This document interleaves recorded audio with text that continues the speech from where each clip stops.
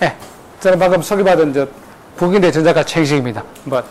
아마 첫 시간은 제가 여러분들이 아주 재밌게, 이게 굉장히 재밌다는 느낌이 드는 이야기도 상당히 많이 듣거든요. 왜냐면 내가 현장에서 들은 이야기. 자, 요즘 이 반도체 수업하는데 정말 분위기가 좋습니다. 원래 SK 하이닉스, 삼성전자, 어디가 돈 제일 많이 벌었죠? 반도체입니다. 반도체 매출이 중요한 게 아니고, 하이닉스가 순수익률이 45.7%입니다. 100원을 매출 올리는데 45원 7전이 이익이라는 게 가능할까요? 그런 비즈니스가 없어요. 애플도 그렇게 못했습니다. 어마어마하게 순수익을 올리는데 그게 반도체예요. 제가 89년도에 현대전자 입사해가지고 우리나라가 87년도부터 메모리를 반도체 시작했는데 거의 다시 시작했습니다. 수업하면서 여러분들한테 좀 더 재밌는 이야기도 해드릴 테니까 한번 들어보세요. 그리고 수업은 이렇게 할게요. 물론 이제 교수님들에 사활을 하는데 사활 동안 하면서 지금 교과서에 보면 스스로 우리가 이렇게 PR의 크기도 구하고 하는 방법도 있는데 제가 거기까지는 하지는 않겠습니다. 여러분들 이 가능한 한 사활 동안 이렇게 스파이스로 접해볼 수 있도록 좀 더 이렇게 좀 이지하게 더운 여름에 교수님은 집에 가서 공부하라 하시는데 가능한 한 수업 시간에서 좀 더 편안하게 할 수 있도록 그렇게 하도록 하겠습니다. 자, 시작하기 전에 혹시 스파이스 써보신 분 한번 손 들어보세요. 예. 자, 수업을 진행하면 항상 하시겠지만 좀 차이가 날 겁니다. 그래서 가능한 한 나는 어떠냐면 여기서 한 3분의 2 지정되는 학생들을 타겟으로 하겠습니다. 그러니까 위에 상위 학생들 그러니까 지루하다 느끼면 내가 다르게 해보도록 이렇게 할 테니까 가능한 한 많은 학생들이 이 스파이스를 가지고 할 수 있는 법을 배울 수 있도록 그렇게 수업을 하도록 하겠습니다. 자, 첫 번째는 이게 애널로그 IC 설계인데 제가 이게 일부러 여기에다가 몇 개를 넣었습니다. 자, 지금은 전자회로의 설계가 어떠냐면 교과서에 보면 PCB 설계하고 애널로그 그게 칩으로 설계하는 방법을 다르게 묘사한 책도 나옵니다. 근데 요즘 대부분 어떠냐면 반도체 칩 안에서 회로를 구현하는 게 대세가 되고 있어요. 그래서 지금은 우리가 대학 다닐 때에도 회로 설계를 하면 반드시 PCB에서 상에서 설계하는 방법이 있어요. 그래서 그거하고 좀 설계하는 방법이 조금 다릅니다. 근데 여기는 지금 이렇게 수업 시간에 하는 거는 보면 주로 칩 안에서 우리가 필요한 애널로그 IC를 설계하는 걸 배우기 때문에 시작하기 전에 제가 또 수업에 또 흥미도를 높이기 위해서 재밌는 이야기 몇 가지를 가져왔습니다.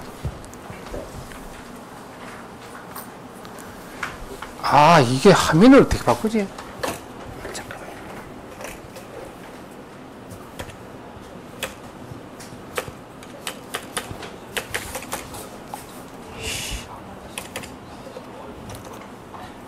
맨날 바꾸네. 잠깐만요. 이 컴퓨터 뭔가 문제 있어가지고.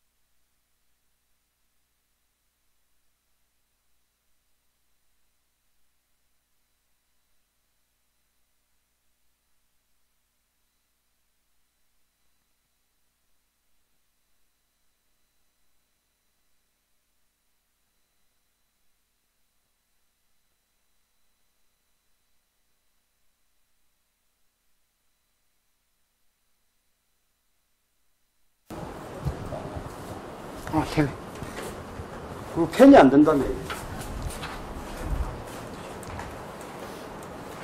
지금 되는데. 잠깐만요. 펜은 그도 안 되고 됐습니다. 마우스가 있다, 안 넘어왔어. 마우스 넘어, 이제 넘어도 됐습니다. 예. 그다음 원래는 이게. 네, 지금 펜은 지금 안 돼서 나중에 좀 봐야 되고. 땅 올라 대신. 예, 역할을 한다고, 이거. 펜이 떠야 되거든. 근데 그걸 안 되게 해놓으면. 예, 괜찮아요. 제가 그리고 할게요. 이야기할 걸 왜 지금 건드려가지고 지금 가는 게 아니에요. 자, 이병철 회장님이 한때 일본에서 반도체 하는 게 어떠냐는데, 그래서 사실 반도체 시작했어요. 그 당시 반도체 할 때 이병철 회장이든 삼성이든 모든 이사님이 이거 하면 죽습니다.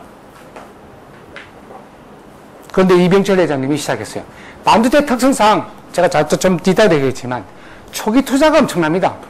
지금 팹 하나 짓는데 100억 달러 듭니다. 공장 하나. 딱 규모 하나인데 100억 달러입니다. 근데 그 공장 4년 지나면 다시 안에 있는 장비 다 바꿔야 돼요. 그러니까 즉 4년 안에 100억 달러를 다 못 빼면 그런 굉장히 위험한 비즈니스예요. 그런데 이병철 회장님이 시작에 따라왔죠. 그런데 뒷이야기를 들어보면 일본이 왜 이병철 회장님께 이렇게 좋은 반도체를 하라고 그랬을까요? 사실은 뒷이야기는 삼성이 뜨니까 너 이거 갖다 죽으라고 회사가 망하라고 권했답니다. 그런데 우리 그 극복한 거예요. 난 그 뒷이야기를 더 믿습니다. 원래 보셨습니까? 삼성전자 투자 금액 지금 중국이 5년 동안 주로 반도체에만 1,000억 달러 투자합니다. 1,000억 달러? 광안대교 몇 개 만들 수 있을 것 같아요? 자, 예. 어마어마한 겁니다. 그게 바로 반도체 산업입니다. 자, 우리는 보면 되냐면, 원래 이게 뭐죠? 구석기 시대죠. 구석기 시대는 이렇게 돌을 만들었었습니다. 근데 이 주성분이 실리콘이에요. 다만 순도가 낮죠. 이게 뭡니까? 반도체 칩이죠. 이것도 실리콘입니다. 두 개의 차이는 뭐냐? 얘는 순도가 99.하고 9가 9개 정도 됩니다. 얘는 순도? I don't know. 그래서 뭐죠? 규석기 시대입니다. 구석기가 아니고 규석기, 즉 실리콘 시대라는 거죠. 지금 생각해 보십시오. 반도체 칩 없이 뭐 되는 게 있나요? 아무것도 없잖아요. 사실은 제가 만든 게 아니고 지금 돌아가신 어떤 교수님이 만드신 건데 너무 우시해서 제가 그냥 계속해서 쓰고 있습니다. 그러니까 지금 보면 우리가 이게 말하는 구석기 돌칼에서 똑같은 성분이지만 순도가 다른 실리콘으로 새로운 세상을 진행하고 있다는 거죠. 자, 우리 반도체에서 간단하게 역사를 소개하면요. 역사는 이렇습니다. 처음에는 여러분들 요즘 잘 하고 있는 반도체, 즉, 바이폴라 트랜지스터를 1947년에 발명한 겁니다. 그리고 샤클리, 바딘, 브리튼 세 분이 47년대 9년 뒤에 다 세 분 다 노벨상을 받았습니다. 9년 만에 노벨상 받은 거는 굉장히 빠른 겁니다. 또 하나 여기서 재밌는 건 인터그레이드 서킷인데 이것도 잠깐 설명하겠지만 제킬비와 밥 노이스가 두 분이 거의 동시에 똑같은 아이디어를 내고 특허를 신청했어요. 자, 그리고 중요한 건 뭐냐면 여기는 다 바이폴라 트랜지스터입니다. 지금 현재 쓰고 있는 반도체 칩은 거의 100% 마스펫으로 만들고 있는데 마스펫은 아타야하고 강대원 박사님, 이분 한국분입니다. 강대원 박사님 이 실용화를 시킵니다. 물론 이 아이디어는 1920년대에 릴렌필드가 만든 아이디어가 벌써 농도에 있었죠. 그러나 실용화에 굉장히 문제가 많은데 이 두 분이 실용화를 성공시 이게 1960년입니다.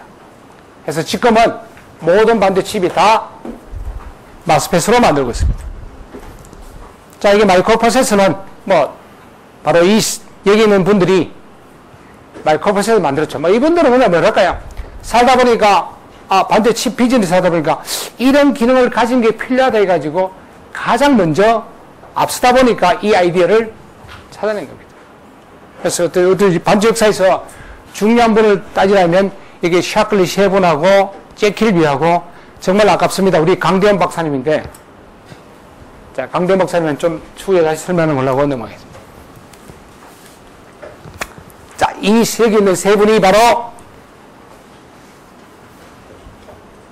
반도체 칩을 만든 겁니다.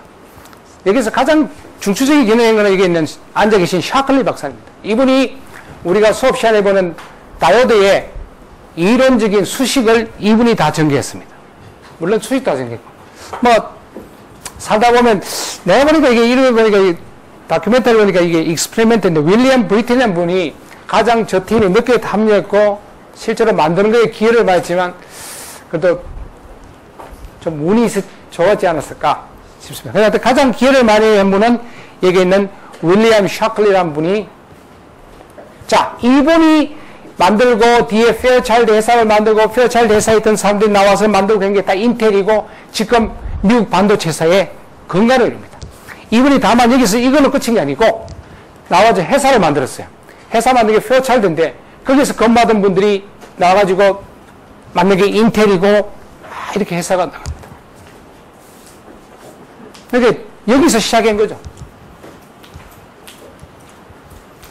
자, 바로 이분이 잭 킬비입니다.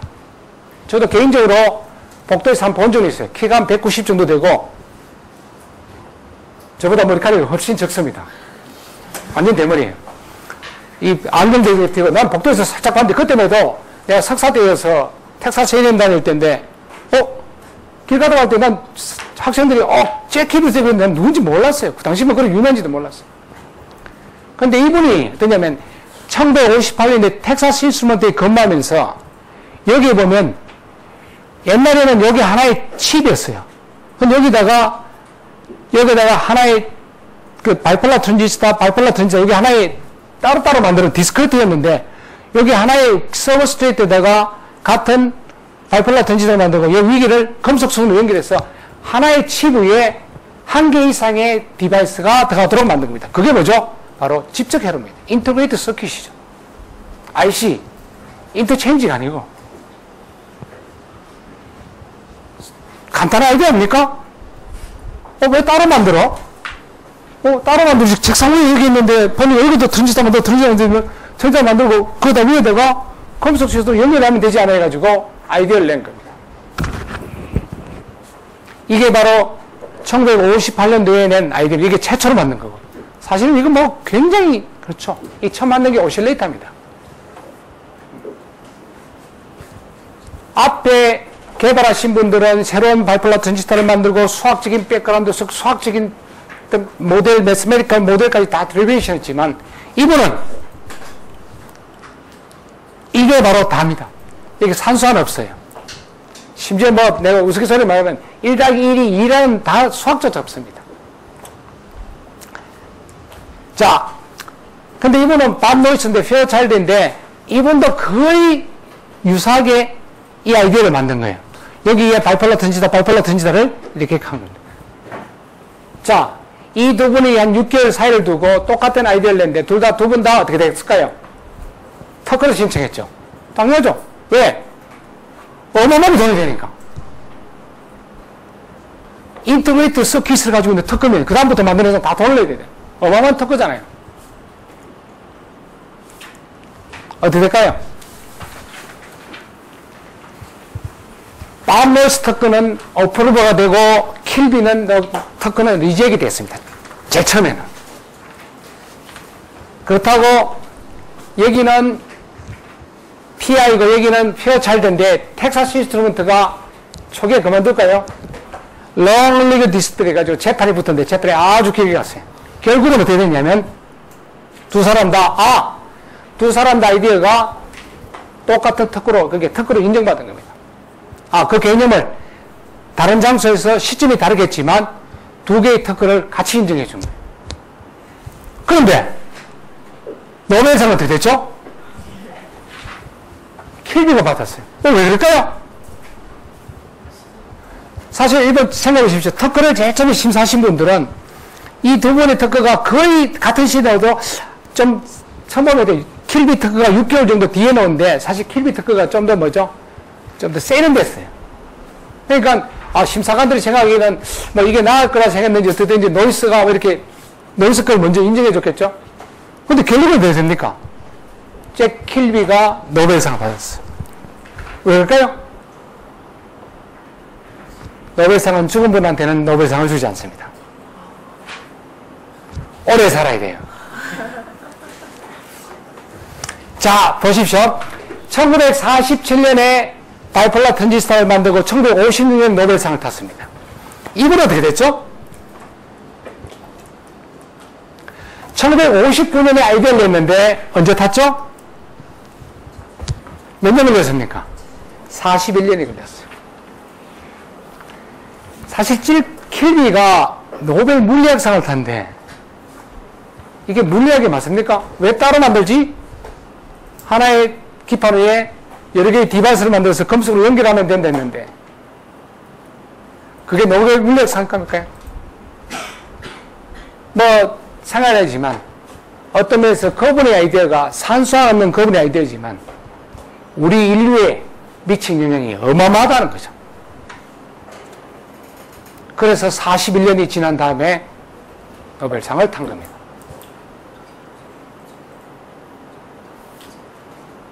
앞에 분들은 정말 누구다는 완전 새로운 개념의 바이폴라 트랜지스터, 즉 세미컨덕터, 고체 이전까지는 뭐죠? 진공관이었으니까 를 만들었고 수학도 했지만 이분은 뭐 복도 많으시.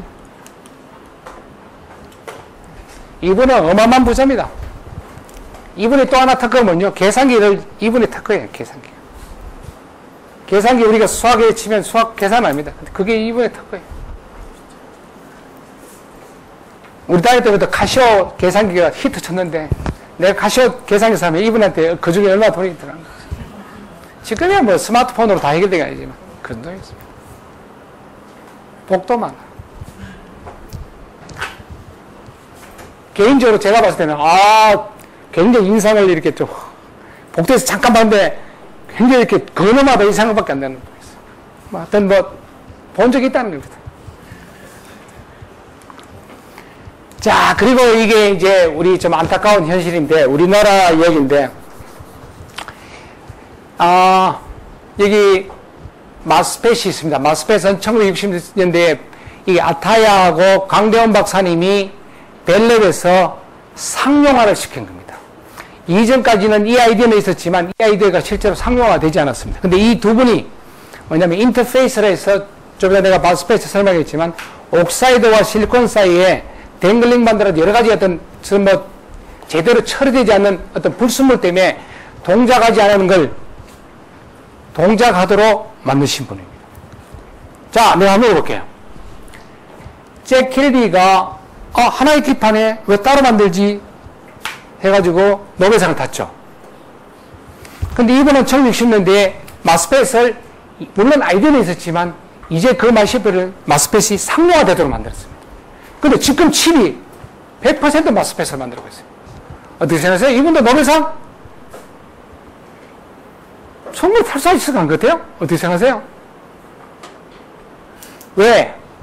이분도 앞에서 그 아이디어가 인류 사람들, 이분도 사실 마스펫이 우리 인류에 미치는 게 어마어마한 겁니다. 지금 모든 집 다 마스펫으로 만드니까. 근데 이분도, 오래 못 사셨습니다. 하여튼 지금에는 대부분은 다 마스펫으로 만들고 있다는 거죠. 바로 이분이 강대원 박사입니다. 근데 그렇게 오래 사시지는 못했어요. 그리고 이분은 한국에는 그렇게 알려지지는 않았습니다. 주로 미국 회사에 근무하다가 자기가 회사도 만들고 있는데 고혈압으로 돌아가셨어요. 근데 이분이 조금 안타까운 것은 1950년대 6.25 전쟁 한참일 때 군대도 안 가시고 미국으로 공부를 가셨습니다. 그리고 다시는 안 왔어요.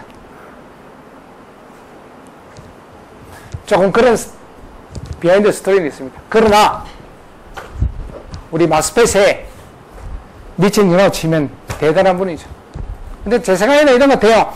이분도 아마 92년대 안 돌아가시고, 2000년 넘게까지 살았으면 아마, 글쎄, 순수한 개수지만, 잭 킬비가 탈 때 같이 탈 수도 있지 않았을까? 라는 생각도 듭니다. 왜? 지금 현재 쓰고 있는 우리 마스펫을 상용화가 가능한 기술을 개발했으니까. 하여튼 이 한국에서 반도체 역사상에서 굉장히 유명하십니다. 근데 뭐, 한국에서 안 유명한 이유는 대강 아시겠죠? 네? 요즘 같은 세상이면 요즘 뭐 더 하겠죠?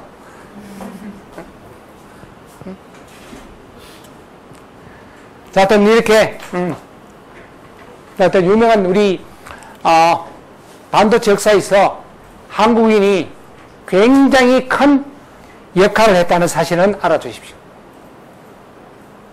우리가 쓰고 있는 마스펫이 우리가 현재 지금 반도체 산업에서 잘 나가고 있는 사실이 단순히 무임승차 것보다는 이런 한국분이 이미 앞에서 했다는 그런 기여도 있다는 거죠. 뭐 우리는 기술 개발 안 하고 단순히 갖다 쓴다? 아닙니다. 이게 강변 박사님이 있었습니다. 군대 갔다 오시지.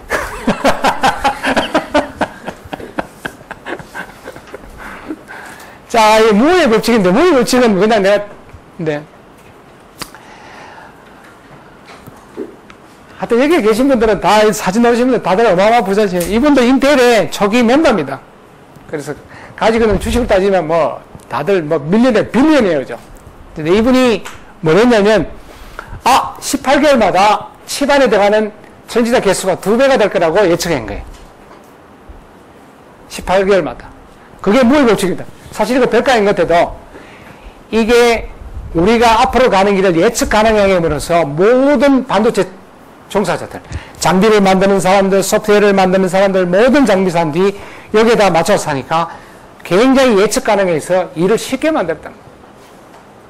어떻게든, 뭐, 속도가 어떻게 될지 대강 알고 있었으니까. 그래서 이게 바로 그 유명한 모브인데, 요즘은 뭐 잘 맞고 있지는 않습니다. 그래서 한때 또 지금 그 KT 사장님 하시는 황창규 사장님이 황해 법칙이라고 또 메모리 가지고 뭐 하시다가 또 재밌는 뒷이야기 하는데 이건 녹음이 되기 때문에 그 얘기는 빼겠습니다. 황해 법칙 비하인드 스토리는 또 있는데 이거는 오피셜리 할 얘기는 아니고.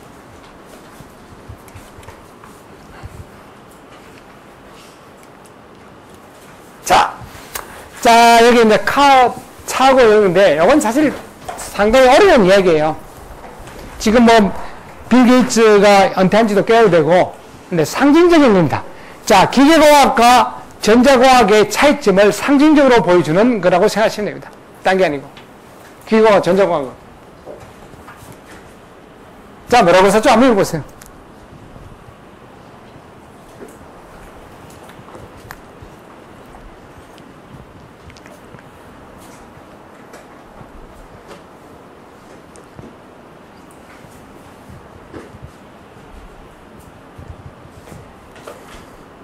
여기 GM은 제너럴 모터스 해가지고 세계에서 지금 두 번째 크죠. 도요타 다음으로 큰 자동차 회사입니다. 옛날에도 세계에서 가장 큰 자동차 회사였죠. 빌 게이츠가 컴덱스라고 컴퓨터 관련 그 어떤 큰 백스코에 사는 것처럼 이게 뭐 전시회가 있습니다. 여기서 뭐라고 했냐면 제너럴 모터스가 우리 컴퓨터처럼 그렇게 기술을 개발했다면 자동차는 가격은 $25밖에 안 할 거라는 거죠. 사실 그 뭐 저도 이게 언제인지 모르겠는데 90년대 중반쯤 돼요. 그리고 1갤런 3.8리터려면 무려 1600km를 갈 수 있도록 만들었을 거예요. 응? 전자공학 한 사람이 기계공학과 보고 저런 게, 야, 너가 우리처럼 했으면 차값도 $25밖에 안 하고, 야, 3.8리터면, 차가 1600km를 가는데 너걸 알 때 뭐해? 이런 식으로 지금 빌 게이츠가 한 겁니다. 왜? 컴퓨터는 뭐 어마어마하게 내려갔으니까. 자, 여러분 요즘 집에서 영화 이렇게 다운받아 보죠? 에? 다운받을 때 우리가 회사 다닐 때 그게 1990년대 중반이었습니다. 이렇게 될 거라 예측했는데요. 그때 우리가 뭐냐면, 이야, 이거 진짜 새로운 시장이 열리는구나. 어마어마한 시장이 열리구나. 그걸 하려면 굉장히 큰 슈퍼컴퓨터가 있어야 되고, 무지막지한 메모리 용량이 있어야 되고, 이야, 우리 지금 4메가 디램 이거 막, 진짜 1년에 어마어마하게 팔 거라는데. 지금 뭐, 그죠? 4기가 나오니까 개수가 많이 필요 없어요. 여러분, HDTV, 내 1990년에 회사할 때 HDTV 나오니까, 그때 우리, 16메가 D램하고 64메가 D램만 됐어요. 근데, 야, 이 메모리 용량이, 막, 칩, 야, TV마다 칩이 10개씩 들어가. 야, 이러면 뭐, 야, 이 시장만 해도 얼마, 나중에 칩 하나가 다 됩니다. 그 좀 지나니까 메모리도 필요 없고, 그 안에는 마이크로프로세서 안에는 내장된 메모리도 다 됩니다. 그게 바로 전자공학이에요. HDD 열릴 때, 야, 우리 칩마다 100개씩 메모리 팔아먹으면 진짜 시장 어마어마하게 1메가 있으니까, 1메가 D램 할 때니까 100메가. 그렇게 했습니다. 이게 바로 빌 게이츠가 했던 이야기예요. 그러자 GM이 뭐라고 했는지 압니까? 뭐라고 했어요? 요즘은 좀 안 그렇지만, 야, 그러다 우리는 고속도로 차가 가다가 갑자기 딱 서지는 않아. 그렇죠? 뭐 하여튼 등등 여러 가지 이야기해서 애들이 재밌는 이야기입니다. 여기 이야기는 딴 게 아니고 내가 왜 보여주냐면, 바로 이게 전자공학과 기계공학의 차이입니다. 뭐 여기 죄송하지만 기계과에는 전기자동차 되면 개설린 엔진 내연기관 공부하신 분들 다 없어져요. 못하러도 하니까. 바로 그게 전자공학의 차이입니다.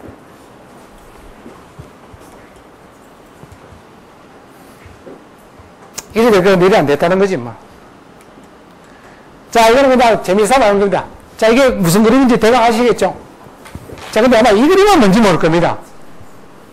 나는 다 알아서. 이게 뭔지 이건 진짜 모를 겁니다.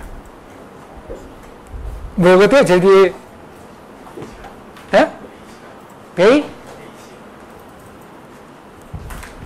이건 우리 대학 다닐 때 컴퓨터에다가 데이터를 입력할 때 화면이 없었어요. 종이입니다. 치면 여기에, 종이에 치면 여기 글자가 없어. 여기 글자가 있는데 여기 펀치를 뚫어줘. 펀치. 그래서 여기다가 기억 뭡니까? A, B, C, D가 있으면 그래가지고 한 문장. 그래서 내가 프로그램 짜면요. 내 대학 다닐 때도 프로그램 짜면 저런 종이 이만치 따갔어. 그럼 치면 펀치라고 저 종이에 구멍 뚫어주는 게 있어요. 그걸 이하면 컴퓨터가 저기 구멍에 뚫린 저 그 인식해가지고 컴퓨터 프로그램 돌리는 거예요. 지금 뭐죠? 그게 79년도입니다. 자, 어디 갔죠? 이것도 뭐, 이건 아시죠? 이게 뭐죠?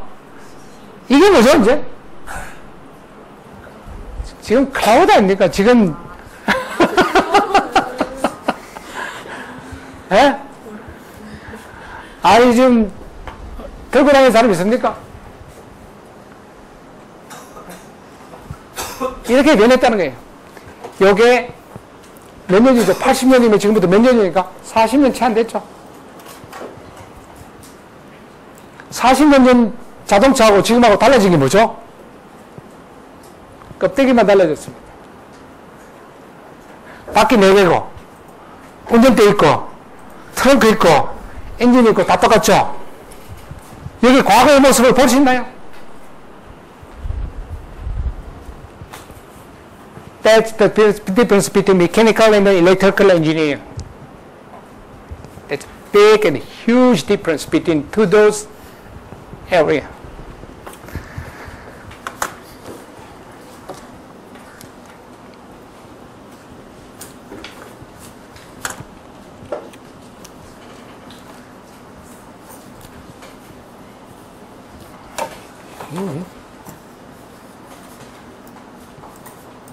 이게 됐다는데 때리지.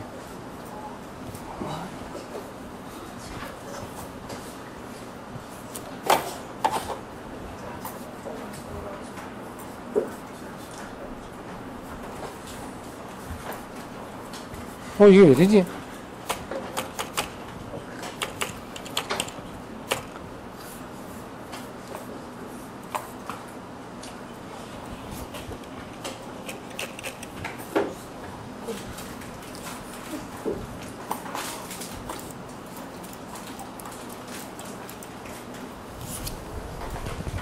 잠깐만요.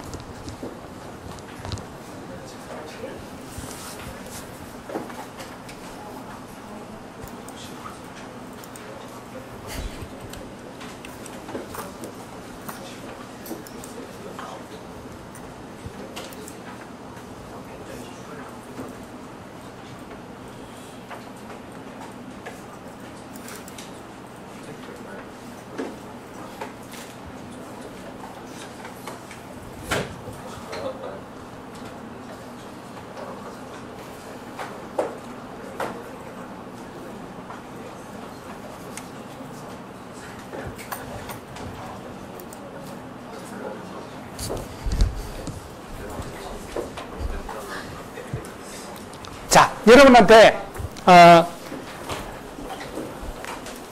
오전에는 뭐 주로 이렇게 좀 쉬운 걸로 해가지고 소개하겠습니다. 이게 이제 반도체 공정이에요. 어떻게 반도체가 만들어지는가를 그냥 한번 보십시오. 자, 반도체는 마스크라든지 웨이프라든지 이게 뭐 저게 화학약품을 뜻합니다. 케미칼. 이게 요리사가 요리를 하듯이 만드는 겁니다.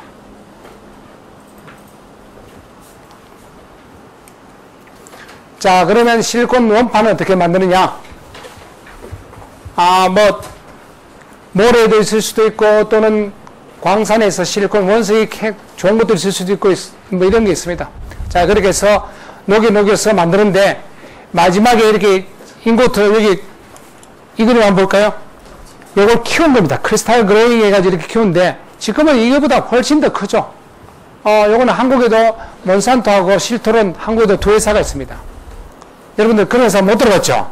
관심도 없지. 뭐 삼성이나 LG밖에 여러분들 없지만 실토론하고 몬산토도 굉장히 좋은 회사입니다. 이 크리스탈 그레이ing 하는 회사가 한국에도 있다는 겁니다. 자, 요건 여기에다가 단결증을 만들어가지고 뭐 이렇게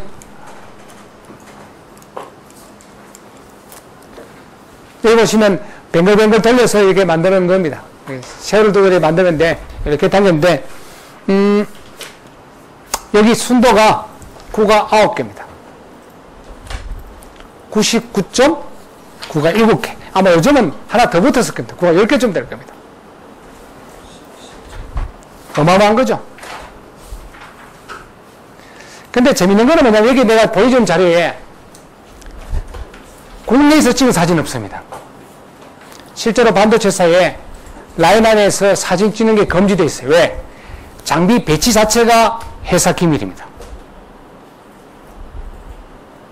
이 회사는 어떻게 배치하냐에 따라서 딱 들어가 보면 아하 대강 보이거든요. 그래서 근데 뭐 하여튼 뭐 미국 회사들은 잘 보여주네요. 뭐 한국에는 실토론도 있고 지금 이런 장비 본 적은 없어요. 하여튼 우리 모든 게 기밀이니까. 나중에 혹시 여러분들 삼성이나 SK하이닉스 갈 때 퇴직할 때 조심하셔야 됩니다. 퇴직하자마자 국정원 후보자 명단에 올라갑니다. 중국으로 도망가면. 삼성에 요즘 부장님들이 엄청 많아요. 중국으로 못 가게. 자, 이게 반도체 공정이 굉장인데, 뭐, 기본적으로는 이게 옥시데이션, 뭐, 포토리스그라피, 에칭, 디퓨전, 이베포레이션, 케미칼, 베이퍼, 뭐, CVD, 아이언 임플란테이션, 에피텍스 이런 공정을 거친 겁니다. 이런 공정이 계속 반복됩니다. 자, 이건 사진 찍는 기술이죠. 자, 여기 뭐냐면, 우리가 어떤 신문에서 보면, 몇 나노 공정한데, 바로 이걸 뜻합니다. 저 뭐냐면, 여기 넓이 있죠. 이 폭을 얼마나 작게 만드는가. 지금 삼성하고 인텔이 TSMC가 7나노까지 갔습니다. 70옹스트럼입니다. 세계에서 거기까지 한 나라가 우리, 일본, 대만, 한국. 세 나라밖에 없어요. 대만까지는 네 나라, 일본하고 미국하고. 사진 찍는 건데 실제로 우리 보통 똑같아요. 모양은 한데 실리콘 기판에다가 뭐 이렇게 입혀가지고 이렇게 여기 있는 사진에 있는 건파처럼 여기 모양을 만드는 겁니다. 여기 바로 마스크라는 건데 빛을 통과하면 예를 들어서 여기는 까맣게 된 부분은 빛이 통과가 안 되고 나머지 부분은 빛이 통과됩니다. 이런 원리를 이용해서 내가 원하는 모양을 만드는 겁니다. 그리고 반도체 장비에서 가장 비싼 장비가 바로 이 사진 스태퍼라고 하는데 이 사진을 찍는 리스코그라피 장비입니다. 요즘 한 대에 내가 1억 2천만 달러 정도 하는 걸로 알고 있어요. 91년도에 현대전자 다닐 때 이야 우리도 장비가 100만 달러짜리 넘는 게 나왔다가 했는데 그때 100만 달러 했는 게 지금 1억 2천만 달러. 장비 한 대 가격이. 크냐? 글쎄요, 이 에어컨 한 20개 정도? 한 10개 정도 될라? 하여튼 뭐, 저 장비를 만든 회사는 세계에서 하나밖에 없습니다. ASML이라고 네덜란드에 있는 회사입니다. 물론, 네덜란드에서 만든 게 네덜란드 설계만 하고 하지만 전 세계 부품이 다 합니다. 자, 이게 디퓨전이 뭐냐면 디퓨전은 이런 거예요. 깨끗한 물에다 잉크방을 탁 들이면 되죠. 잉크방을 물에 딱 들이면 되죠. 잉크방을 쫙 퍼지죠. 그게 바로 확산입니다. 자, 그런 걸 이용해서 여기다가 뭔가 내가 원하는 걸 만든다는 거예요. 여기 뭐, 즉, 막아져 있고 이게 가스가 있으면 이 가스가 실리콘 안으로 이렇게 확산된다는 거죠. 물론 온도는 조금 따뜻하죠. 한 1100도 정도. 1100도 정도 올린 다음에 가스를 보면 확산되는 겁니다. 이런 걸 이용해서 내가 원하는 걸 만드는 겁니다. 그럼 여기 보죠? 한번 보시면 여기 내가 이렇게 동그랗게 뭔가 만들어지죠. 여기 우리 마스펫에 내가 좀 이따 설명하겠지만 소스나 드레인이 되는 겁니다. 자, 케미컬 데이비시는 뭐냐면 이게 부산에 사시면 잘 경험하기 힘들 텐데 겨울에 운동장에 눈이 오면 어떻게 되죠? 하얗게 운동장이 싹 덮이죠. 그렇게 얇은 막을 만드는 거죠. 얇은 막 두께가 얼마냐? 뭐 100옹스트롬 이렇습니다. 운동장에다가 눈이 오면 하얀 눈이 덮이듯이 그렇게 하는 방식으로 그게 바로 화학적인 반응을 통해서 여기다가 실리콘 기판에다가 어떤 막을 만드는 거예요. 이게 화학적인 방법입니다. 자, 이거는 애칭인데 내가 원하는 모양을 깎아내는 겁니다. 뭐 이 사진도 뭐 겨우 구했다고 되면 5마이크로? 와, 이건 아마 진짜 구석기. 반도체 역사 구석기 시절에 왔는데 5마이크로? 제가 뭐라고 했죠? 지금은 7나노입니다. 멋있죠? 근데 이런 사진을 우린 뭐 국내에서는 구할 수가 없으니까 그래서 인터넷 구글에 가서 이미지에서 구했는 겁니다. 그래서 뭐냐면 내가 이렇게 원하는 모양으로 작게 만든다는 겁니다. 자, 이런 겁니다. 이렇게 동글동글하게도 만들 수도 있고.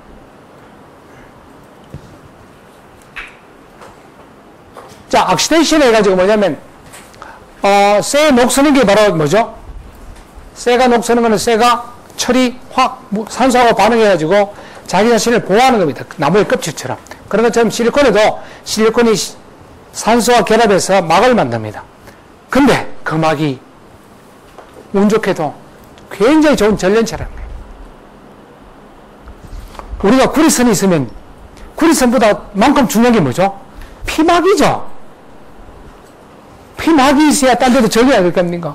그런 것처럼 정말 운 좋게도 실리콘에 옥사이드를 아주 쉽게 만들 수 있고 아주 싸게 만들 수 있는데 그게 굉장히 좋은. 그리고 삼성이 이 실리콘 만드는 기술은 삼성이 세계 최고입니다.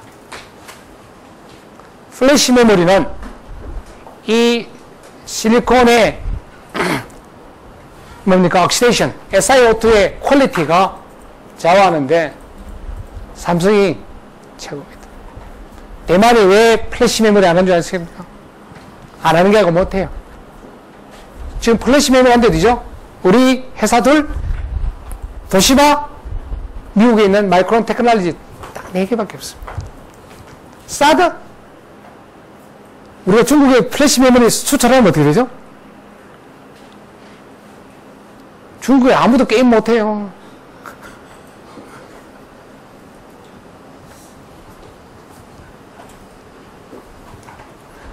자, 스파트링은 뭐냐면, 즉, 디바이스를 만들었으면 연결해주는 금속이 필요하죠. 그 금속을 실리콘 기판에 만드는 방법 중 하나입니다. 다르게 말하면 그냥 여기 있는 아르곤을 때려서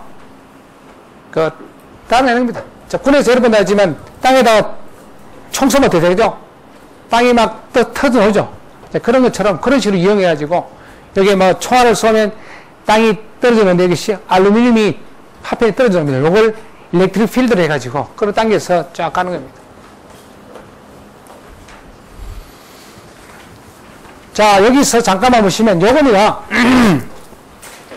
여기다가 요걸 만들고 싶은 거예요. 그래서 여기다가 어떠냐면 요게 실리콘 옥사이드입니다. 막아놓고 디퓨저를 시키면 요 부분만 뭔가 만들어지겠죠. 그런 형태로 하는 게 바로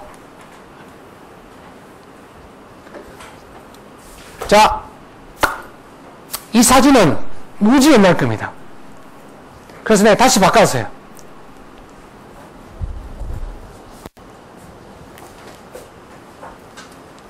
0.1, 와, 이게 뭐 웬 구석기도 아니고, 그냥 요거는 신석기 정도 수준 되겠죠?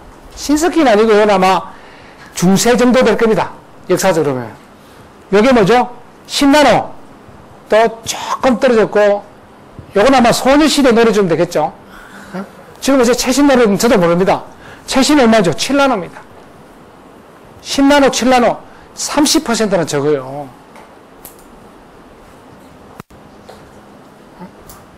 요즘 뭐 무슨 노래가 유행하죠? 소녀시대, 요건 소녀시대라면 진짜, 그렇지. 그러니까 이게 이만큼 작아졌네. 이제 머리카락이 7나노면 어떻게 될까요? 10,000개 정도 됩니다. 머리카락보다 두께 10,000분의 1 정도로 인간이 어떤 모양을 만들 수 있다는 거예요. 그게 실험실에서 생겨이고 실험실보다 더 작게 만들죠. 양산용이라는 거예요. 양산. 실험실에는 훨씬 더 작죠. 뭐 1나노도 하고 있으니까. 90년대 박사할 때도 벌써 1나노짜리 뭐 만들겠으니까. 근데 실험은 실험이고 양산이라는 겁니다.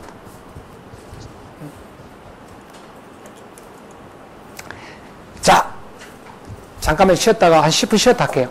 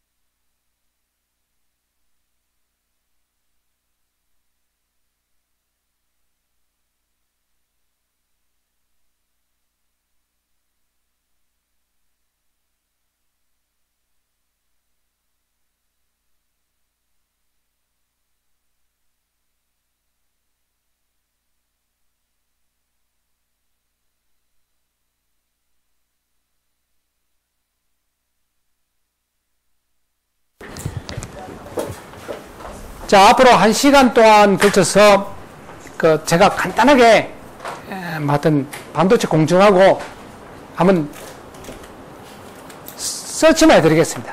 그러니까 깊이 있다보다는 아하 저렇게 뭔가 굉장히 복잡한 느낌 드는 게 만드는 거는 이 정도만 이해하시면 될 겁니다. 자, 여기 있는 공정도 1.5입니다. 1.5는 대개 하면 1982년도 기준입니다. 지금부터 약 40년 전 공정입니다. 근데 왜 내가 지금 하고 있는 7나노 공정에 뭐가 기냐? 7나노 공정은 이 그림을 그릴 수가 없어요. 일단 2D가 아닙니다. 3D고 굉장히 복잡합니다. 그래서 여러분한테 1.5 가지고 아하 반도체 공정이 대강 저렇게 흘러가는 건 정도만 할 수 있게 이해하도록 만드는 겁니다. 자, 이게 마스크가 한 11개 정도 필요한데 지금 7나노 공정 이야기들은 마스크 한 35개가 필요하대요. 뭐 무지 다릅니다. 저에게 반을 잘라 만든 공정인데 어떻게 되는가를 제가 여러분한테 그냥 흘러가는 식으로 설명을 한번 들어보십시오. 자, 이것도 초기 버전에는 내내 처음 와서 학교 할 때는 이렇게 굉장히 빡빡하게 만드는데 다 지웠습니다. 기본적으로 반도체 공정은 사진 찍고 청소하고 사진 찍고 모양 만들고 청소하고 사진 찍고 모양 만들고 청소하고 사진 찍고 모양 만들고 청소하고 마스크 하나가 그런 과정이 계속 반복되는 겁니다. 자, 이게 웰 마스크입니다. 여기다가 여기 복판에다가 구멍을 뚫는 거죠. 자, 막 여기 쭉 있죠. 막 여기인데 여기다가 에칭을 통해서 뻥 뚫어서 여기 그림이 근데 뚫어가지고 뚫은 다음에 막바로 임플란트를 하려니까 이게 막바로 임플란트 하려니까 어떻게죠? 여러분들 군대 갔다 오신 분인데 벽에다가 총알을 막 쏘면 벽에 총알을 쏘면 벽이 막 떨어져 나오죠.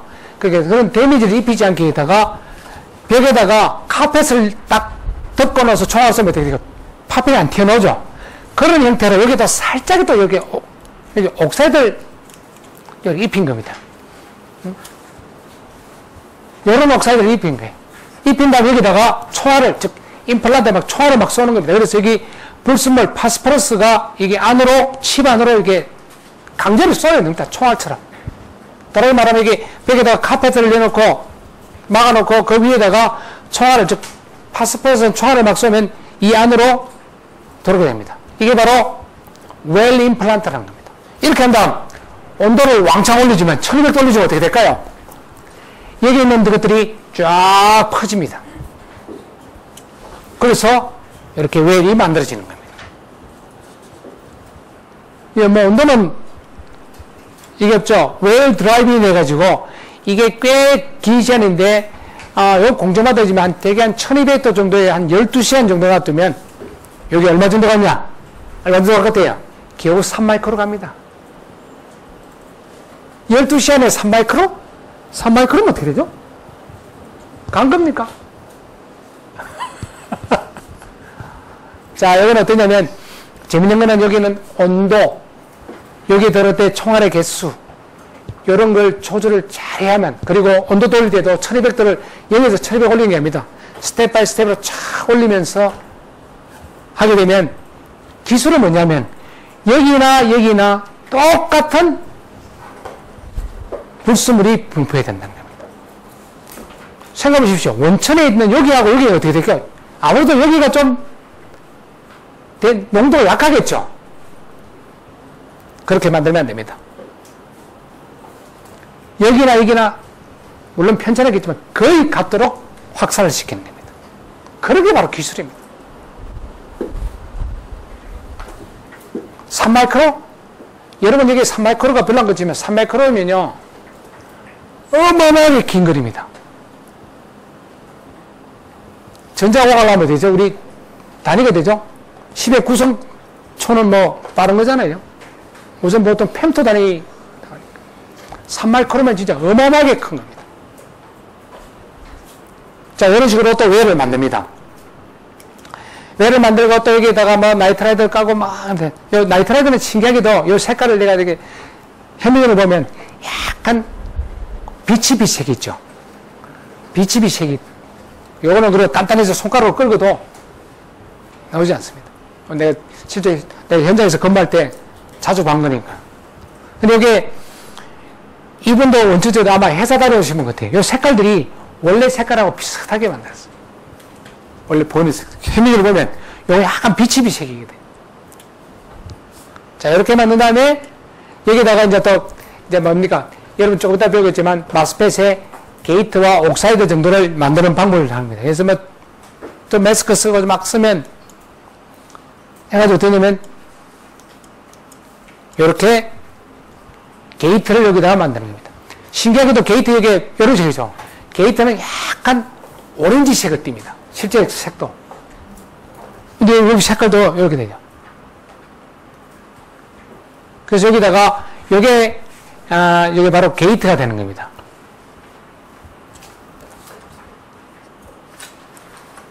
자, 여기 있는 다음에 이제 뭐 만드냐면 피모스와 에모스를 만들어야 되니까 임플란트에 아르세닉은 여러분 혹시 무슨 타입인지 아세요? 아르세닉.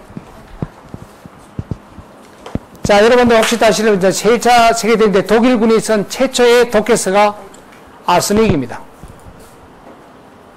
독일군이 최초로 쓴 독해서가 아르세닉이에요. 반도체 공정에서 씁니다. 근데 걱정 마세요. 이건 고체이기 때문에 안 죽어요. 자, 이건 바로 P타입입니다. 자, 이렇게 하면 여기, 아르세닉, 여기다가 N타입을 만들고, 여기다가 P타입을 만드는 겁니다. 이렇게. 자, 여러분들 이제 혹시 마스펫 보면 여기 게이트, N 이렇게 모양을 만듭니다. 이렇게 하면 여기 이제 인버터를 만드는 건데 인버터를 잘라는 겁니다.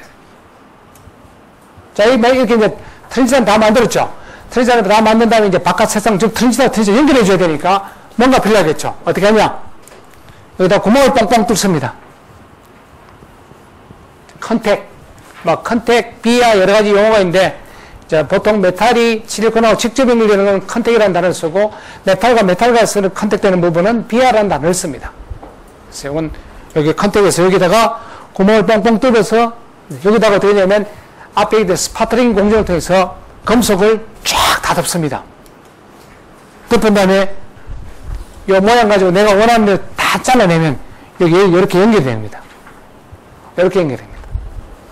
자, 근데 이 그림에는 보면 이게 꽉꽉 채워지죠? 응? 절대 이래 안 됩니다. 이래 되면 우리 현대전자 다닐 때 우스갯소리로 야, 그거 발가락으로 눌러도 스위치 눌러도 다 만드는 거 아이가? 아니냐 이런 이야기인데 그거는 굉장히 이게 진짜 어려운 기술이에요. 이게 이래하면요 이렇게 되지 않고 마다 여러 가지 현상들이 벌어집니다. 또 어떠냐면 재밌는 거는 실리콘이 금속이 알루미늄이 실리콘하고 만나면요 실리콘이 금속이 실리콘 안으로 침투해들어가서 스파이스 정션도 일으키고 막 굉장히 많은 문제들.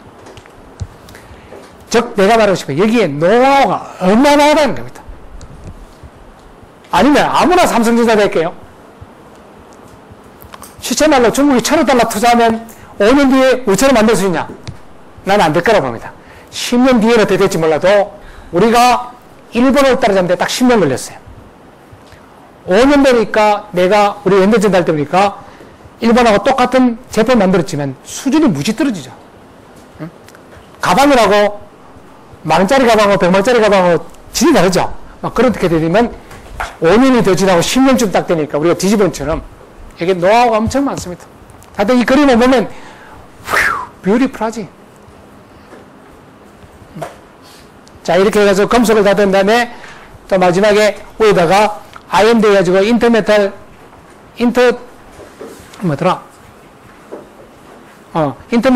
딜렉트를 해가지고 여기다 금속에다가 플라스틱을 하는 것처럼 전련체를 만들어주는 거예요. 자, 이렇게 하면 이게 메탈 원투 해가지고 공조로 다 만들어집니다. 근데 이런 것들이 계속 공정이 진행되는 거죠. 이제 마지막으로 패시베이션 레이어 해가지고 패시베이션인데, 자, 이것도 이제 요즘은 좀 달라졌지만, 기본적으로 말하면 이런 형태로 만들어지는 겁니다. 여기 가장 기본적인. 자, 요건 현재까지는 2D인데 지금은 10나노하고 7나노는 트랜지스터 구조가 3D입니다. 자, 여러분들 학교에서 전자를 그릴 때 다 2D를 배우셨죠?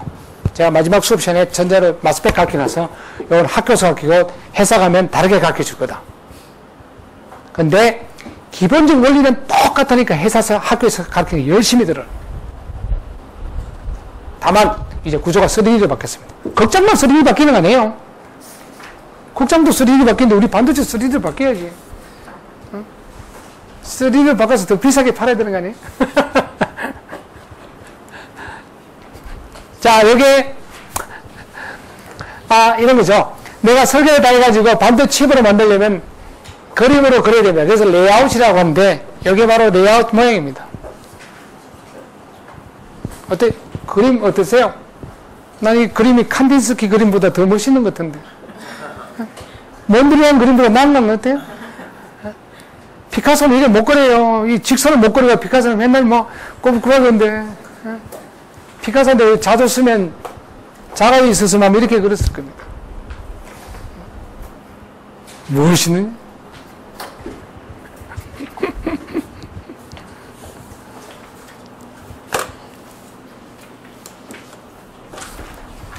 자, 이게 실제로 찔른 겁니다. 여기 하얀 게 뭐냐면 이게 알루미늄입니다. 정말 이렇게 어떻게 되죠? 두께가 다 다르죠? 특히 이 부분 한번 보세요. 여기가 컨택 부분인데 어떻게 됩니까? 여긴 얇고 여긴 두껍고 여긴 얇고 막 이러죠? 이게 알루미늄 대선이고 여기 아까 앞에서 만난 것처럼 여기 몇 부분이냐면 바로 이 부분입니다. 이 알루미늄 위하고 만난 거죠. 여기 보면 바로 이 부분입니다. 이건 어때죠? 또 얇죠? 구리선이 얇은 데다가 전류를 많이 흘려야 되는데 구리선이 끊어지죠. 실내성 문제가. 뭐, 앞에 그림하고 많이 다르죠? 요 이제 필드 옥사이드인데, 요것도 사실은 나도 회사 다닐 때 꽤 많이 잘라서 해봤지만 쉽지 않습니다. 어떻게 하냐면 웨이퍼 있으면 뒤에 딱 돌려가지고 다이아몬드 칼 가지고 줄을 짰고요. 그 다음에 딱 부릅니다. 부르고 나서 전자현미경을 하려면 반드시 금도금을 해야 돼. 금도금을 딱 한 다음에 해놓고 찾아갑니다. 내가 이 지점이 있는지를. 내가 저걸 어떻게 딱, 저 크기가 얼마나 작은데 내가 저 지점을 따거든요. 그렇게 어떻게 되면 대각선으로 다이아몬드 칼로 잘라요. 자른 다음에 딱 하면 그 다음 옆에 놓고 옆에 면 계속 서치하는 거거든요. 요거 놓을 때까지. 저거 계속 보면요. 약간 속이 뭐랄까. 한 10분 정도 보면 계속 똑같은 패턴인데 힘으로 보여있어요. 뭐랄까. 이게 속이 좀 약간 물렁물렁거리더라. 나중에 가서 해봐요. 똑같은 햄미가 똑같은 패턴을 보면서 막 움직이면 10분 참음이 하는 것 같아. 느낌. 참음해 진짜. 이거면 내 말 들어야지. 이런 사람 아무도 없을 테니까.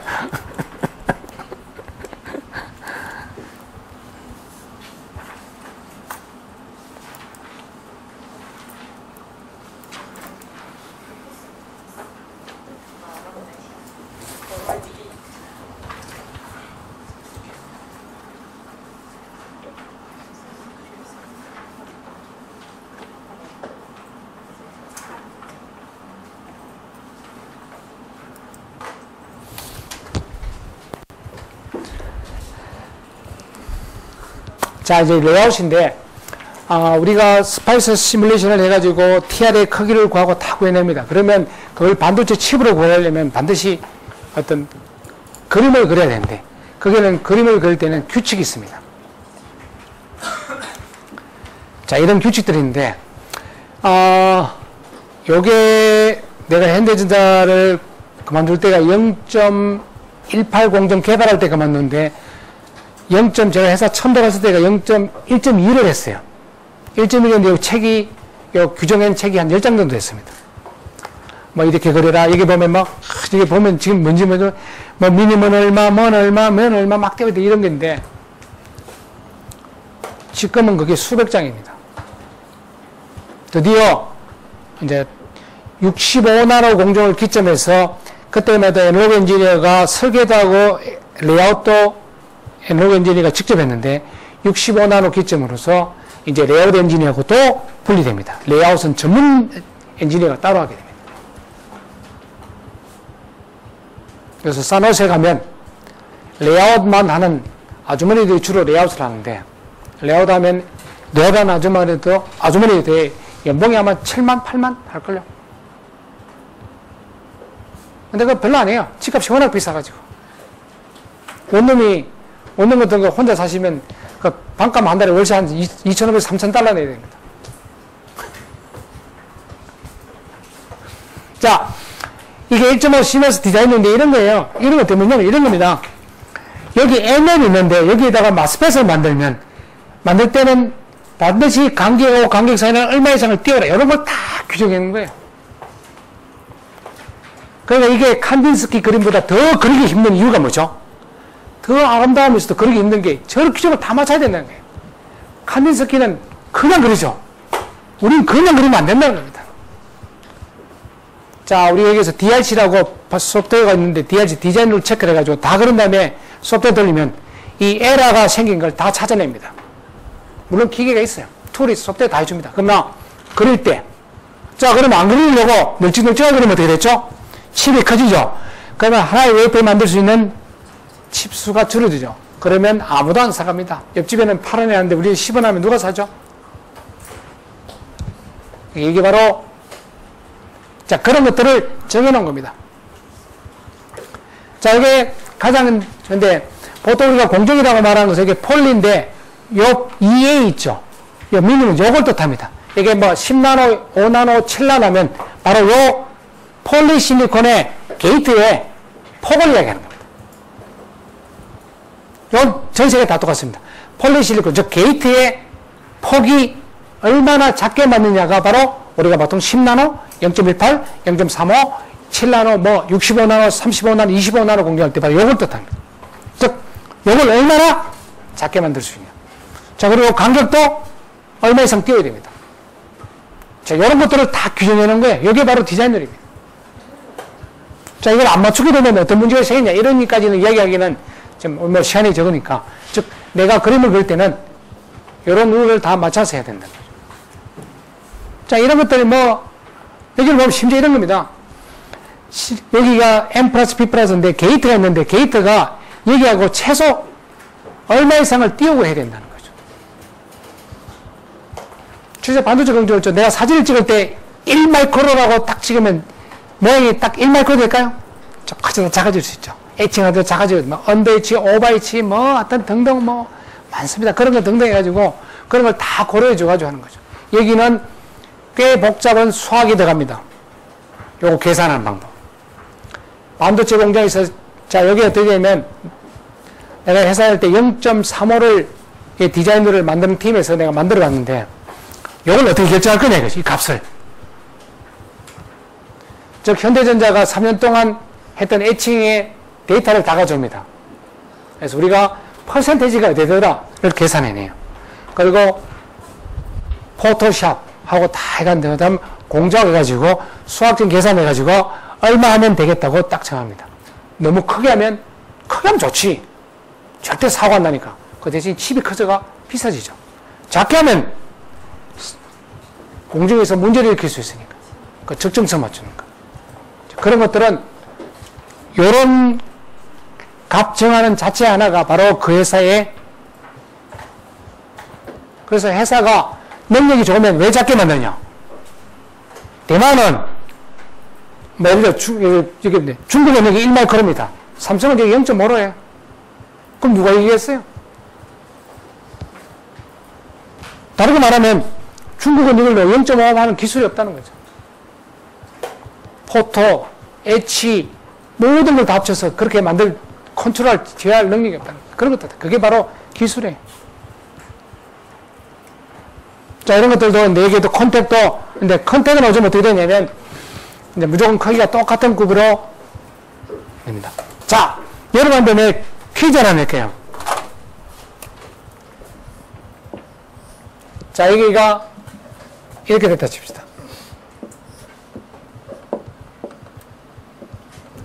자, 여기 이제 알루미늄이 이렇게 컨택을 놨는데, 컨택을 이렇게 크게 뚫는 게 좋을까요?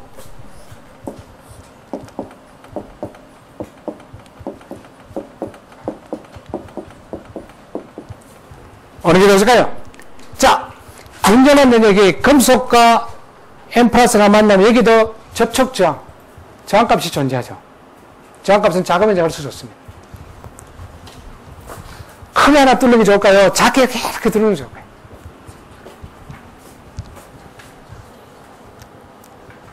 여기는 여러분이 배운 일렉트로마그네틱 자기 전자기학 수업이 들어야만 이걸 이해할 수 있습니다. 전자기학 들었죠? 전자기학 들을 때 어딥니까? 마그네틱 데ን시티가 제일 높은 데가 되죠? 뾰족한 데라 그러죠? 전류가 흐르면요, 골고루 이렇게 하지 않습니다.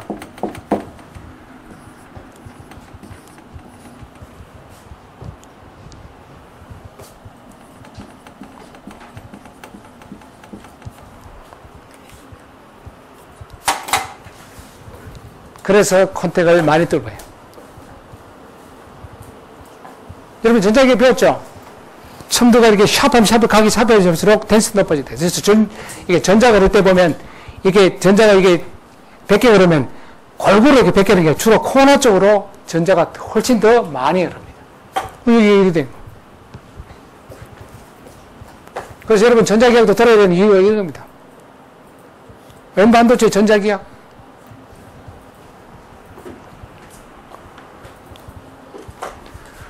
자, 이게, 여기도 보면, 그래서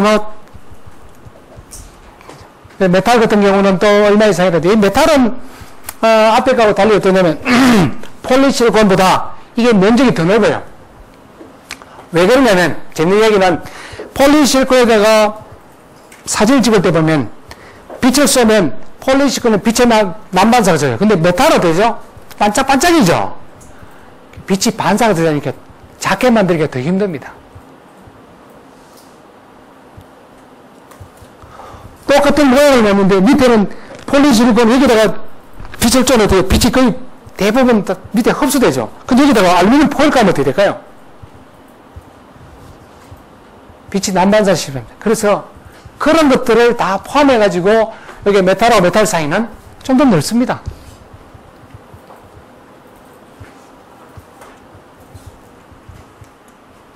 자, 비아 들어가면.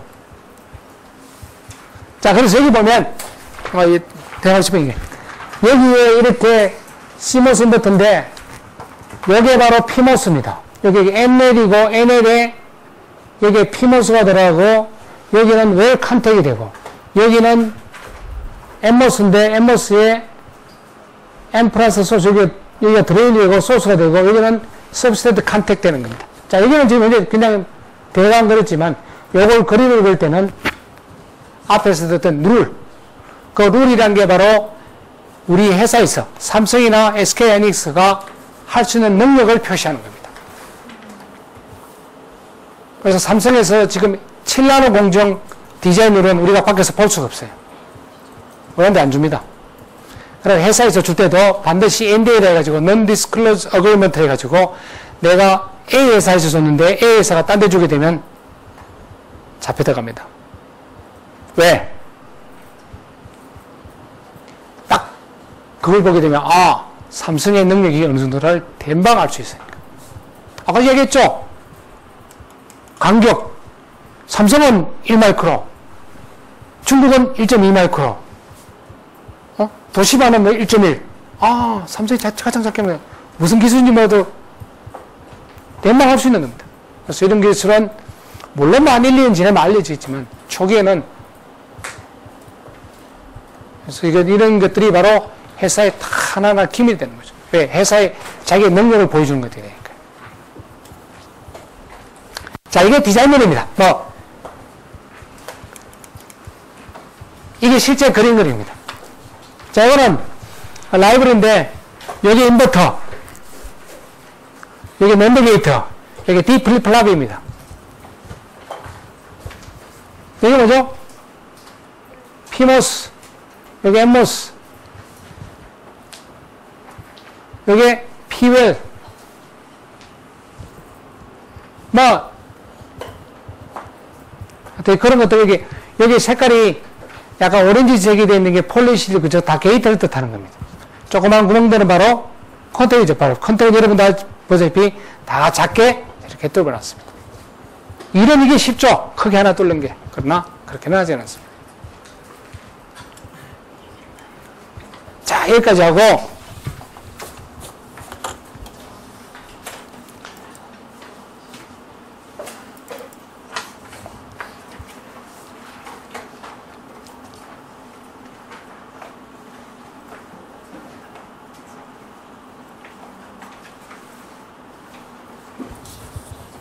이것도 뭐야.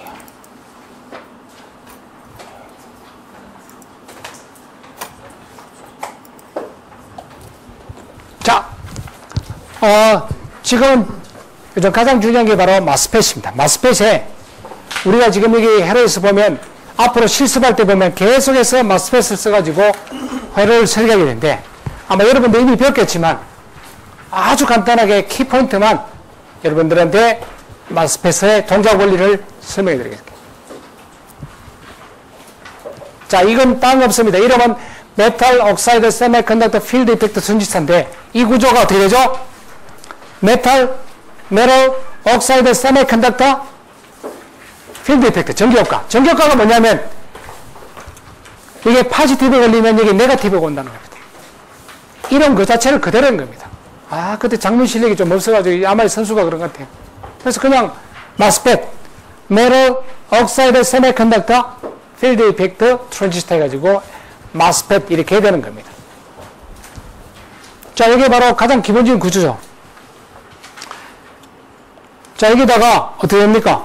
자, 이거는 우리 관심 없고 여기다가 P타입에다가 자, N타입과 P타입이 뭐가 N타입이고 뭐가 P타입이죠? 자, 실리콘에서 전자가 홀보다 많으면 N타입, 홀이 더 많으면 P타입입니다. 자, 그럼 불순으로 어떻게 달라지죠? 자, 이거 만들 때, 자, 그 개념을 잘 이해해야 되는데, N타입, P타입은 뭐냐면, 홀이 많으냐, 전자가 많으면서 타입이 달라진다는 겁니다.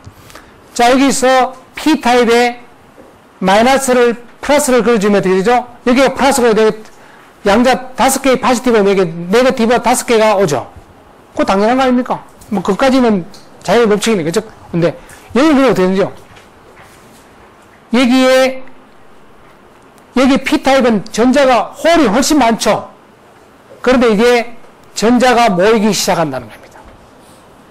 그런데 여기 전압이 상승해가지고 여기 밑에 있던 이 전자가 여기 홀의 농도보다 많으면 여기는 뭐가 됩니까? N타입이 된다는 거죠. 원래는 여기가 지금 보십시오. 여기가 P타입입니다. 전체가. 전압을 P타입, 즉 홀이 훨씬 많다는 거죠. 그런데 외부에서 걸어주는 전압에 따라서 이제 전자의 농도가 달라진다는 거예요. 여기에 되죠. 전압이 낮을 때는 포지티브가 작을 때는 작은 전압, 이제 작은 양 포지티브 전압을 할 때는 전자의 개수가 작지만 전압이 어느 정도 넘어서면 되죠. 여기에 모인 전자가 P타입 농도보다 높게 됩니다. 그럼 이게 뭐가 되죠? 인버전 레이어, 즉 레이어가 층이 바뀌었죠. 뭐고 P타입에서 반전됐다, 즉 N타입으로 바뀐 것다 이 뜻입니다. 주어진 전압에 따라서 N타입으로 바뀐 거예요. 왜? 여기는 뭐가 많죠? 전자가 많으니까. 물론 전압을 걸어주지 않을 때는 홀이 많았지만 전압을 걸어줌으로써 이게 전자가 더 많이 온 겁니다. 여기 이 전압을 뭐라 그러죠? 바로 내가 제일 좋아하는 단어, 전자고에서 유일한 한글 용어, 문득전압. 나머지는요, 우리나라 쓰는 거는 다 일본 사람이 한자로 쓰고 그걸 우리 한자로 읽는 겁니다. 근데 전자과학은 진짜 이게 특히 반도체는 거의 원어를 그대로 써요. 이것도 뭡니까? 원래 스레스홀드 볼테이지죠. 근데 어느 분인지 몰라도 문턱전압. 유일한 한국 모르잖아요. 응? 유일한 한글입니다, 이거. 여러분, 나중에 삼성전 SK하이닉스 들어가서 반도체 가면요. 거의 아마 조사 빼놓고 나서 난 보고서도 영어로 썼으니까. 해양은 보고서도 영어로 썼어요. 엄청 맛있어. 그래도 유일하게 한글, 자, 이 문득전압이. 즉, 문득전압은 뭐냐면, P타입의 홀이 100개가 있었는데, 여기서 드디어 이 전압의 딱 0.7을 거뒀다면, 전자가 101개가 된 거예요. 그럼 뭐가 됩니까? 101개가 100개보다 많죠? 드디어 N타입으로 변한 겁니다. 그래서 이름도 뭐죠? 인버전 레이어. 그래서 반전청이라고 하는데, 반전청도 일본 사람이 한자로 쓴 거예요. 그걸 우리가 또 읽는 겁니다. 그러니 그냥 인버전 레이어라고 그냥 이렇게 나와요. 이러하니 한글 영어 쓰세요. 자, 그래서 여기가 드디어 어떻게 되냐면 P타입의 N타입으로 바뀝니다. 강대원 박사님이 하신 게 뭐냐면요. 바로 이겁니다. 여기 실리콘하고 여기 옥사이드하고 실리콘 사이 여기 경계선 있죠. 이 사이가 깨끗하게 만드는 법을 몰란 겁니다. 그래서 과거에 여기 전압을 걸면 여기에 모이는 전자의 개수가 울퉁불퉁했어요. 어떨 때는 0.5V를 올려야 드디어 반전이 되고 어떤 0.7을 올려야 되는데 강대원 박사님이 여기를 깨끗하게 만드는 법을 찾아낸 거예요. 그래서 0.7만 되면 항상 반전이 되도록 이렇게 만든 거예요. 그게 바로 강대원 박사님이 하신 거예요. 자, 이렇게 이제 만들어 놓고 어떻게 됩니까? 이제 여기다가 소스 드레인을 달아준 거죠. 없어. 여기다가 당연히 여기 바로 2차 모습이죠. 자, 반대로 여기다가 소스 게이트 드레인입니다. 서브스테이트. 자, 여기도 이름은 동작 그 자체를 탔다. 소스가 뭐죠? 간장 소스 아니고 소스 무슨 원천이죠. 뭔가 흘러나오는 거고 게이트가 뭡니까? 문입니다. 여러분들 저기 이 방 나가면 문 열려 나가죠. 문을 엮고 달아주면 문입니다. 드레인이 뭡니까? 빠져나가는 겁니다.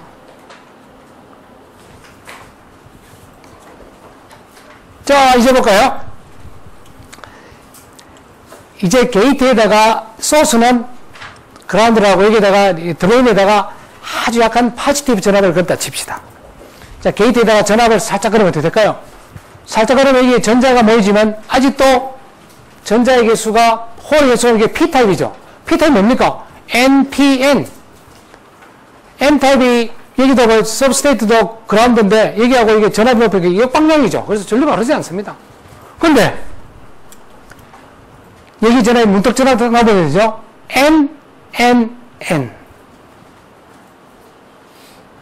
여기가 문득 전압보다 높아지니까 여기 부분이 바로 전자가 호보다 많아져가지고 됩니까? 드디어 N타입으로 바뀐 거예요. 그럼 뭡니까? N 플러스 N 연결된 겁니다. 여기다가 포지티브 전압을 걸어주면 전자가 어디서? 전자는 낮은 전압이 높은 데로 가죠. 전자가 어디로 흘러납니까? 소스에서 흘러나와서 드레인으로 빠져가는 겁니다. 자, 단어가 뭐죠? 소스. 어디서? 전자가 어디서 오죠? 소스에서. 어디로 빠져나갑니까? 드레인으로. 드레인 자체 이름 자체가 빠져나가는 거 소스가 원천이죠.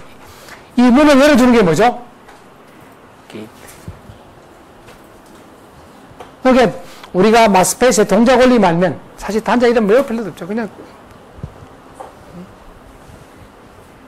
자, 근데 여기서 트랜지스터라고 올리면 이것만 가지고 있으면 트랜지스터가 되지 않습니다. 자, 여기 리니어인데 이때는 드레인 전압이 4세면 여기에서 전류가 계속 일정하게 쭉 이게 여기 있는 전압이 증가함에 따라서 전류가 이렇게 일정하게 리니어하게 오르죠. 그래서 여기가 리니어 리전이라고 합니다. 뭐 이게 정확하게 리니어는 아니지만 선행적으로 이렇게 전류가 쭉 증가합니다. 그런데 어느 정도 이상 지나게 되면 전류가 일정하게 됩니다. 이상적인 것은 뭐냐면 여기서부터는 전류가 일정해야 된다는 거죠. 왜? 이게 핀치오퍼 현상이 일어나니까. 즉 어떻게 됩니까? N 드디어 끊어졌죠. 자, 여기 핀치오퍼 현상이 일어나면 여기 바로 세츄레이션이 이때부터는 여기에 흐르는 전류가 일정해집니다.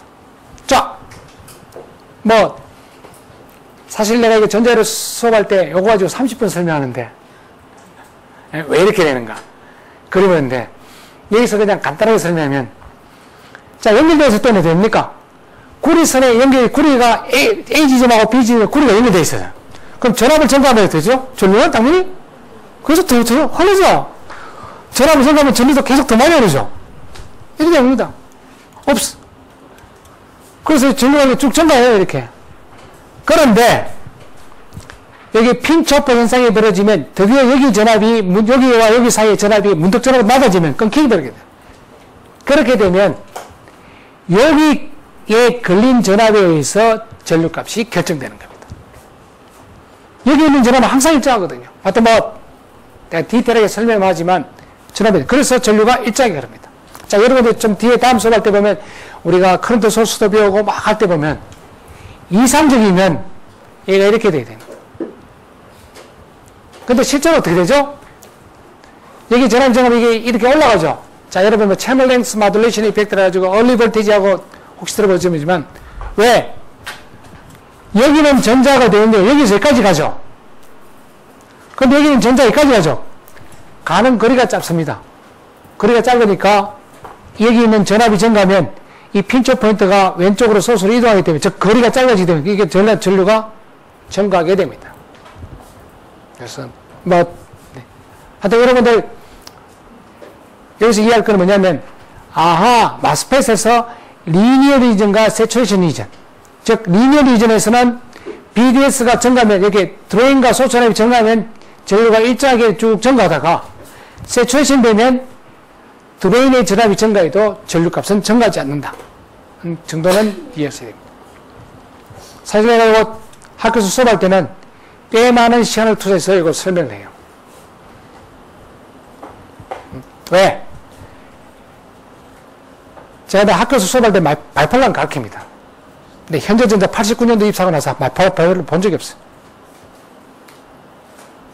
마스펫이 가장 중요해요. 물론 지금 현재 쓰고 있는 핀펫이라 해가지고 핀펫은 3D 마스펫입니다.